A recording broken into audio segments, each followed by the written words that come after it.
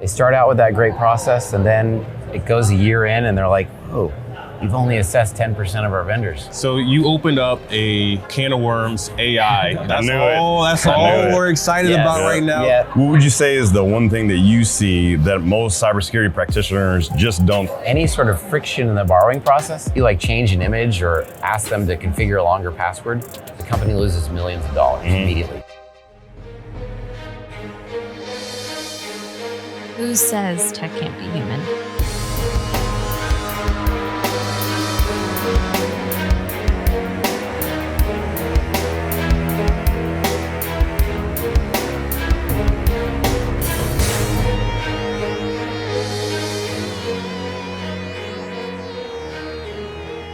What is going on, everyone? Welcome back to the show. Glad to be back again. We are at RSA 2023, Stronger Together, and we're stronger with two amazing guests. We have Paul Valente, CEO of VISO Trust, and also Bryan Wong, security analyst at Headspace. I'm really excited to get to this conversation. I want to talk about third-party risk a little bit. SaaS adoption is really big at RSA. Yep. Welcome. Thank you. Thanks for having us. Yeah, thanks for having us. Delighted to be here. Absolutely. We got to kick it off right into it because I think third-party risk is one of the most important things that we're dealing with today. Seems like every other month there's some type of big situation that we're dealing with. Where would you say we are currently when it comes to dealing with third-party risk? Let's start with you, Paul. Yeah, we're really in a difficult position because companies have more and more technologies to take advantage of. They have to take advantage of those to stay innovative and stay competitive. And that's led to companies having nearly 100% of their population of their technology being owned by third parties, right? That's brought third-party risk at the forefront to now being the single largest cause of breach. So it's a huge problem, mostly unsolved. There's us, we're here to solve it. I hear that. And then Bryan, I know you deal with third parties all the time, right? Yeah. So what is your take on the situation as it stands today? So Headspace is a SaaS first company, right? So we rely heavily on the cloud. We manage over 500 plus applications. So it's hard to manage everything, just from my standpoint is the person managing it for the company. We need tools, we need ways to automate and ways to make it better for everyone. So Paul, you decided to jump in the deep end. You heard about this challenge. You decided to create a company. I got two things I'm curious about. One, what is the name of VISO Trust? Like what's behind that name? And also what was that spark that pushed you to start the company? Yeah. So the name VISO, the root, VISO, Latin root to see, there's the concept of transparency through trust, right? Or trust through transparency rather. So when you're working with third parties, one of the challenges is the abstraction and not really understanding from the inside what they do from a security standpoint. Right? And we're focused on providing that trust. But in terms of how we started, so prior to founding VISO Trust, I'm a longtime Chief Information Security Officer and security professional. So as the CISO at Restoration Hardware, the furniture retailer you all may have heard of, also Lending Club in the financial services space and ASAP in the AI space, along with a number of other companies. And all those companies were growing really, really rapidly, right? We needed to innovate. We needed to bring on third-party technologies in order to satisfy critical business initiatives. We also were worried about risk, right? Two of them were headed for IPO. We needed to make sure we didn't have a breach in that time. We were also heavily regulated in the financial services companies. And time and again, we set up processes that we thought were lightweight to assess third parties. Typically using questionnaires that turned out to be labor intensive and slow, right? That got us in the situation where we were branded by our business owners as the Department of Slow or accused of killing innovation by executives, right? And really at the same time, failing to control risk, failing to get good intelligence on our third parties, failing to get complete visibility. And really to solve that problem using AI is why my co-founder, Russ Sherman, and I built VISO Trust. What are some of the things that you think about when you're bringing on a third party into your organization, right? Because to his point, there are a lot of folks out there that used to have these very cumbersome processes for bringing folks on. You had to check all the boxes and it does slow down operations. But what are you doing different to bring folks on in a way that makes sense, but also doesn't bring on additional risk to the business? we kind of go through a process. We work on the security side. We work very closely with the procurement and the legal teams, so that way we're in the forefront. So when we hear about a new procurement and a new software that's coming our way, we can ask the questions up front. We can ask them, what is the business purpose? What kind of data do they have access? We deal with PHI data, healthcare data, right? So there's always a concern there of our member data getting leaked. So we got to make sure we have the right legal documents executed, and then security control that go along with all of that. Paul, take us through a success story, because I know there's a lot of horror stories out there with all the third-party stuff that's happened over the last couple of years, but take us through a success story of someone being prepared when it came to having a third-party app that was either a suspect or maybe even a dependency that had an issue with it. Tell us something about that. Yeah. So lots of great success stories. One that stands out for me is the story of Cruise Automation, which the self-driving car company, right? As you can imagine, with self-driving cars, they're very, very concerned about security, right? Security for them could mean lives lost. So they're also a very innovative technology company, right? They need to take advantage of third parties. And so they set up a program that they thought was going to be effective. And they ended up actually cycling through 3 different teams and 4 different tools because their process was so dysfunctional that they were eventually given a vote of no confidence and bypassed by the procurement team. Wow. Right? That's when they came to us. We were very early at that point. They were one of our first customers, and they took a bet on us, right? To their surprise, really, in the first couple months of doing business with us, they were able to eliminate their entire vendor backlog, gain complete visibility into their population, take the time down to assess by 90% in terms of the work factor. And what's really exciting to me as a founder is that not only were we able to, for them, allow them to innovate and accelerate business while controlling risk, but they were transformed, from the department of no into really the model for innovation and automation to which other teams aspire. They had other teams saying, "Wow, you guys have really upped your game, right? We better get on it, right?" And that's just amazing. As a security professional myself, having had those experiences and had those problems, that's the difference, that as a security and tech professional way back when, I'd wished I'd had, right? So that means a lot to me, my co-founder. Me and Chris, we've worked together a lot in the past, and it would always feel like the day before Christmas, before you hear the procurement team is almost done, all the checks are almost ready. I'm sure you get to see people light up when you bring your product and your service to them. But what's that first step that organizations have to take in order to reap that benefit? Yeah, that's a great point. It's actually knowing that there is a better way, right? There's a lot of companies out there that think, okay, I've created this great process probably based on some sort of questionnaire, and they learn the hard way. They start out with that great process, and then it goes a year in and they're like, "Oh, you've only assessed 10% of our vendors. This isn't really working that well," right? But a lot of times takes that learning curve. And so then they come to us and they say, "We need a system somewhere that we can put our questionnaire," right? But our platform works very differently, right? It completely eliminates the need for any of that sort of questionnaire infrastructure, allows you to assess companies based on artifacts of the security program that already exist. So instead of them having to triage and take weeks or months to respond to questionnaires, they can just upload artifacts in 5 minutes, right? And so there's a paradigm shift there, and they need to understand that there is a better way, and that AI and new technologies like that can really help them and automate. So that's kind of I think the biggest crux, understanding, wait, maybe I don't need that questionnaire. Maybe there is a different way to do this. A lot of times when folks build a company, it's because they see something that not a lot of other people see.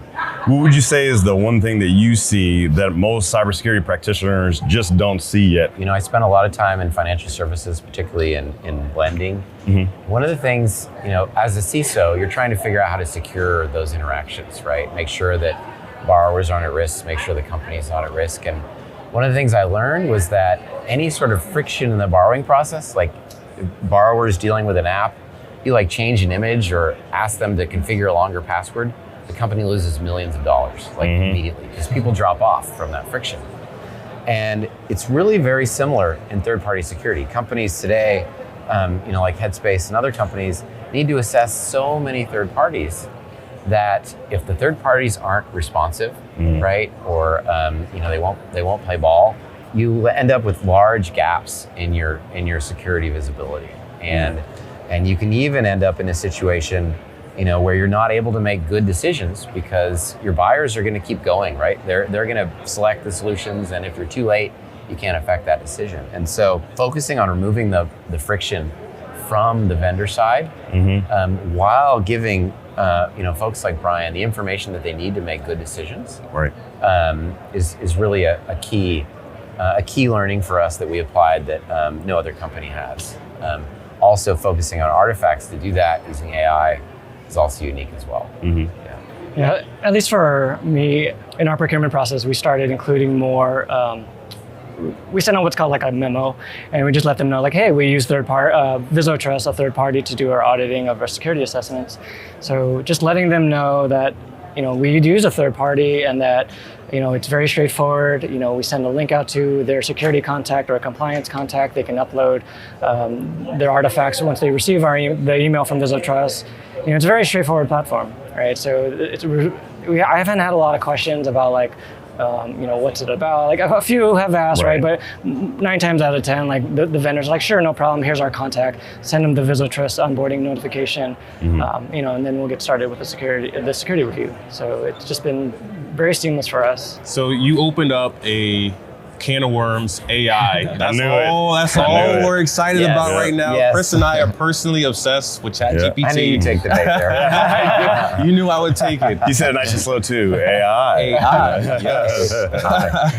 So I would love to hear a little bit about your AI. Like, what is that about, and what goes into it? What makes it special? Yeah, so we call it artifact intelligence. It's based on what we call VISO Oracle, which is our overall approach to AI, which is a suite of tools. But it's essentially focused on the automated interpretation of security-related language, right? So we use a supervised, expert-in-the-loop kind of approach to AI, where we're able to ingest artifacts really from a variety of different sources, but really collecting information from third parties primarily on whatever they have that may document or justify their security program.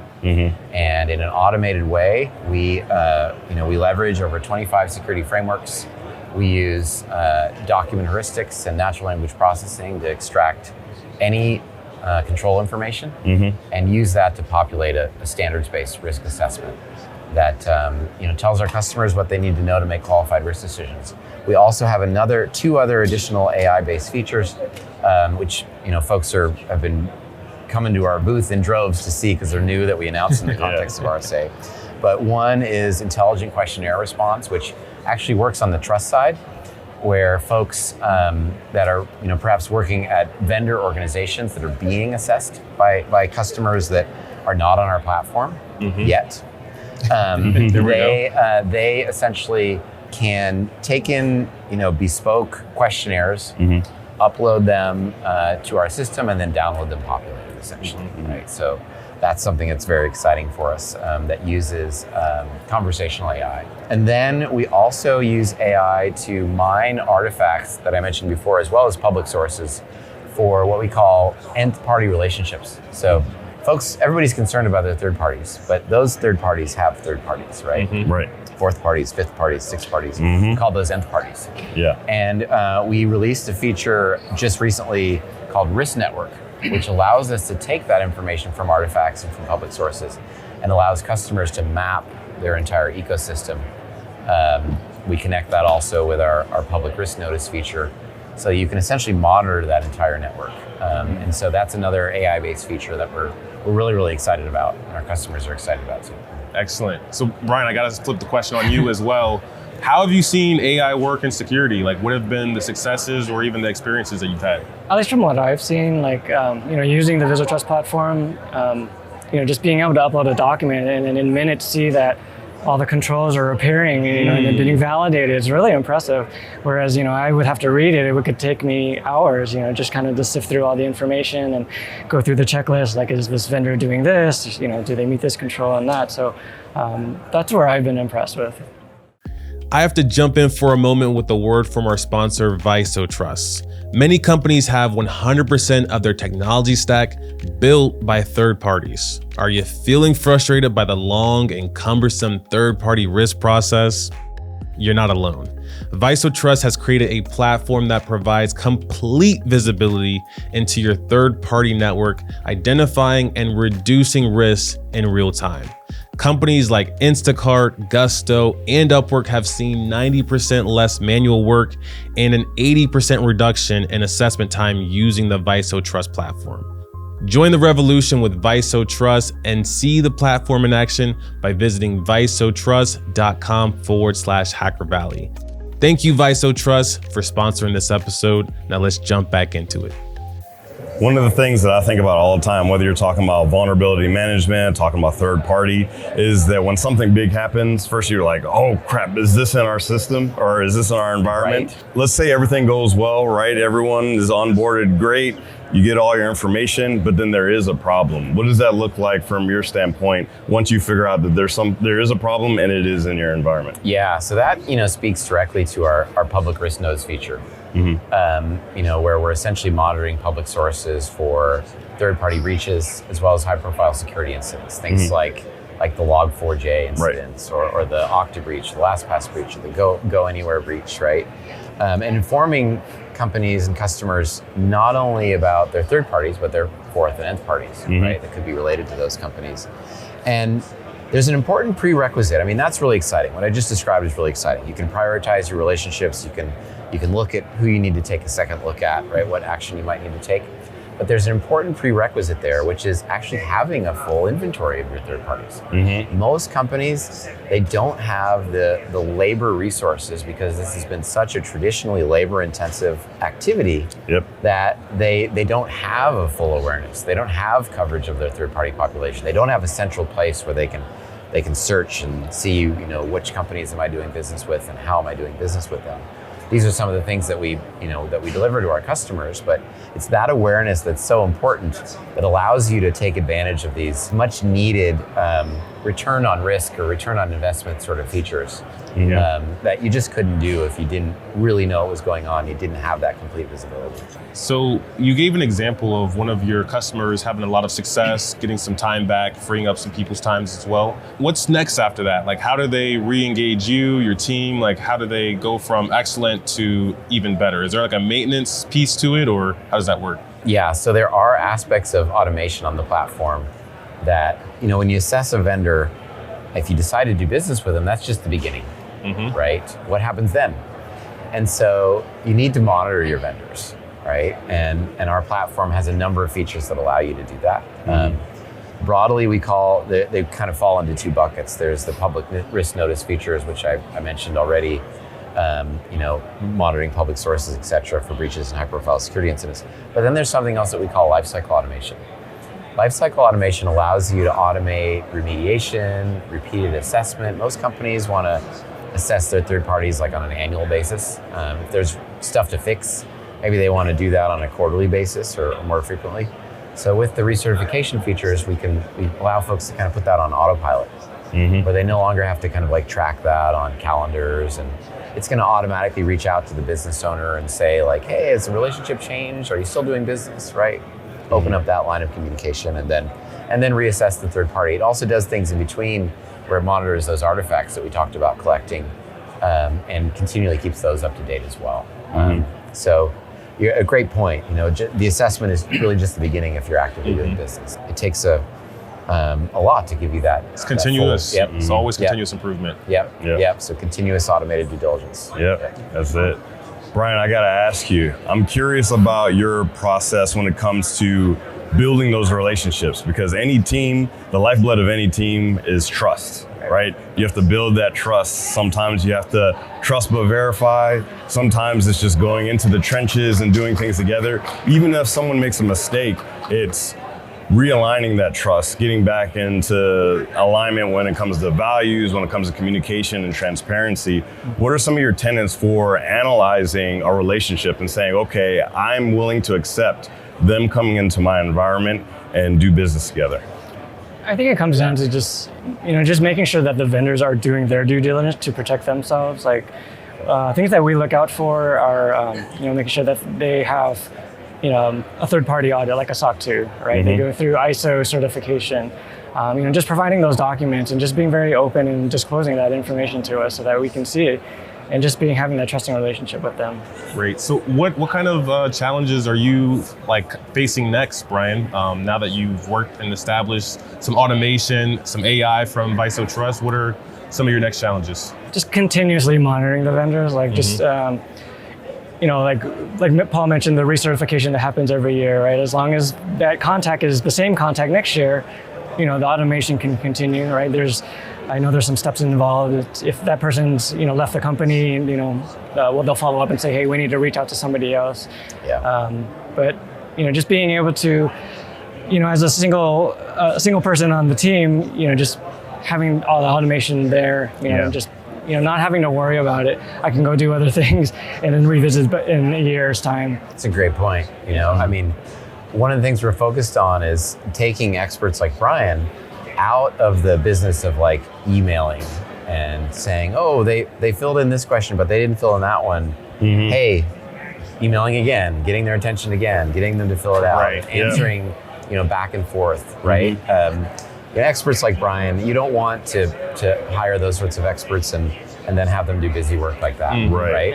And so, to Bryan's point, freeing them up for those higher value activities, right? For meeting with the business owner, helping to inform better business decisions, making strategy decisions with leaders about how to really move the needle on risk, right? And while taking advantage of third parties, right? While innovating. And so that's what our focus is, to free folks up, so that folks like Bryan can work with their teams to innovate. Let's dive just a bit deeper into that, because you look around in the world today, we have this economic situation that everyone's dealing with. So everyone's having to do more with less. Yeah. Are you able to quantify, whether it's through automation, whether it's your tool, whatever it is, the savings that comes into having something that's automated to enable folks to do more? Yeah, really good point. So there's a few key ways that we measure our success on the platform, right? Obviously, the most important is the quality results and the fact that folks are able to make important decisions based on it, right? The second thing is essentially giving you that coverage of your entire population. So our current rate, which includes response from third parties as well as completion rate on assessments, is 98.4%. So that's pretty close to 100% coverage, right? Really no other way to do that. The second thing is reducing the amount of time that folks have to spend. We typically see that reduced by more than 90%. Prior to using our platform, both chasing vendors and then doing manual analysis of questionnaires and artifacts. Bryan mentioned reading SOC reports, right, which can take you hours, right? There's 200-page plus reports, right? Freeing folks up from that work, we typically see more than a 90% optimization there in terms of the time spent. And then the last thing, which is a nuance that folks don't always think about, but we mentioned a little bit earlier, that the issue with time, right? The timing of when you give your results is really important, right? If you give them too late, you can't make different decisions. So we typically see that time to assess reduced by more than 80%. So there's a number of different ways that kind of value is derived and that we show ROI, and that it's essentially those three buckets. One of the things that me and Chris always argue about is, can you get to 100%? So that's my question for you, Paul, is there a way for organizations to go from 80 to 100% in automation? I think I'm going to say no. The reason I'm going to say no is because the closer you get, you find other things that you want to do. I mean, that's the power of it, right? Yes. We talked about, Bryan, others like Bryan, getting to innovate, right? So we're all going to find more value to provide, and it just ups the bar, right? And that's what we're focused on doing, on allowing, great companies like Headspace and great experts like Bryan continue to raise the bar. That's what we're focused on doing. Helping our customers innovate. Perfect. There are a lot of companies out there that use fear, uncertainty, and doubt to sell their stuff. But obviously with something like this, there's a bit of optimism. there's a way out. There's a light at the end of that tunnel. I'd love to hear from both of you. For anyone out there that's listening, that's constantly afraid of that third-party risk, really just making their day go south. Let's start with you. What is that one piece of wisdom that can make everyone feel a little bit better about dealing with third parties? Just being able to trust your partners, right? Like I mentioned earlier, just just disclosing, if there's any issues, like reading those reports and just understanding if everything's all right, or if there's been any significant changes that might impact the business, impact our business. And the bottom line, if it comes down to impacting our members and the data that we protect, then and that's how we move forward. I'm just going to say there is a better way. There's help available, and you can have your cake and eat it too with third parties, right? Yeah. You can innovate. You can buy great new solutions. You can drive your company forward while controlling risk, and we're here to help you do that. Yeah, do what we can, and also if we're doing good at it, have your cake and eat it too. Paul, Bryan, thank you so much for joining us. Thank you so much for having us. Big shout outs to VISTO Trust for being a great partner of Hacker Valley Studio. If you want to stay in touch with Bryan or Paul, check out the show notes. And with that, we'll see you next time. Thanks, folks.